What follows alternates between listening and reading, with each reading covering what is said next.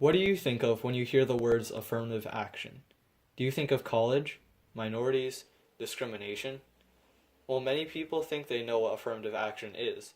It actually refers to a much broader idea than most may think. Affirmative action is defined as an action or policy favoring those who tend to suffer from discrimination, especially in relation to employment or education, and is also occasionally known as positive discrimination. This definition is rather rigid and does not cover the full spectrum of what falls under affirmative action.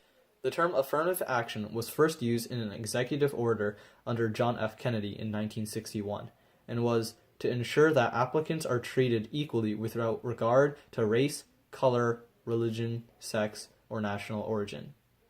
Affirmative action policies were a result of the 1960s civil rights movements and were meant to provide the aid and equality that the protesters in this movement sought. As a result, early policies focused more on helping African Americans with opportunities in employment and in education.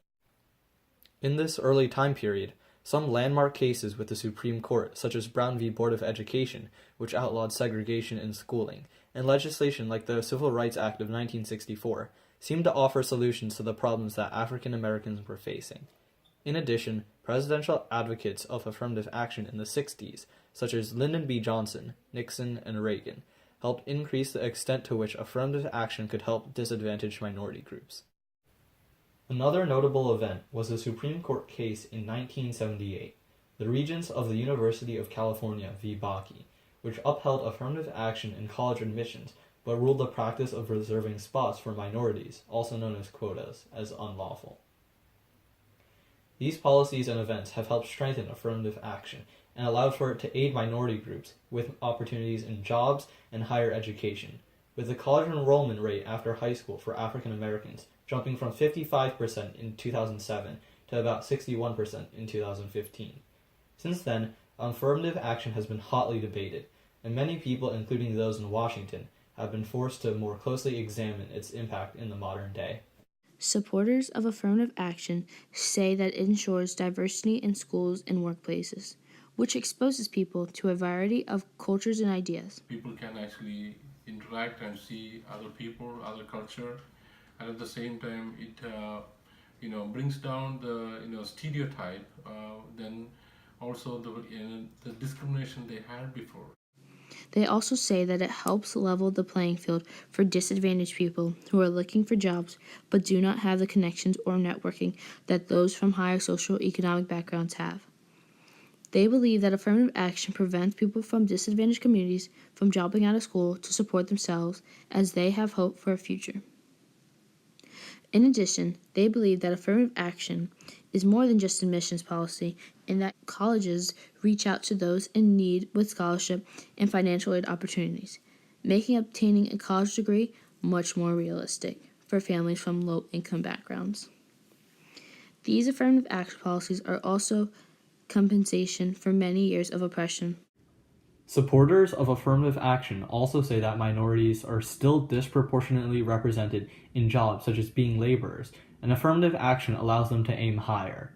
Jobs that require college degrees, especially in senior level management, still have relatively few people from minority groups in those positions compared with non-minorities.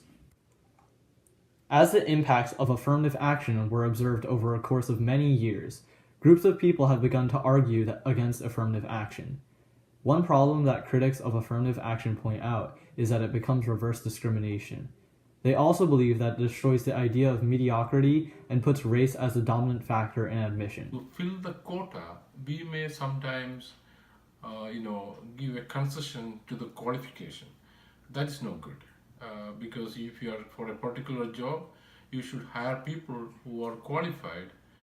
They also believe that it reinforces stereotypes and racism, as it makes people believe that all members of a race that gets affirmative action is of a lower class, and those who are given tasks that they are not up to perpetuate the idea that people of that race are stupid.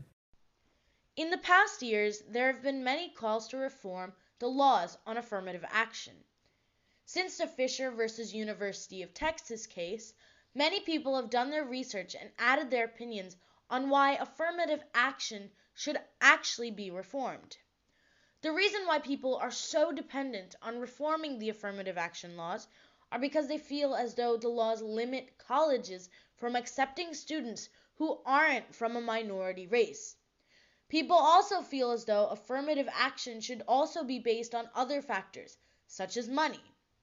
One idea is to use socioeconomic status as a factor for affirmative action. We should assist students based on socioeconomic disadvantage, no matter their race. There are rural white kids who deserve special preference but aren't getting it. There are affluent minority students who may not need that help to succeed. Doing this wouldn't make sense if it reduced racial diversity, but it doesn't have to. A detailed study of colleges that switched to socioeconomic factors showed the majority had stable or increased Black and Hispanic enrollment.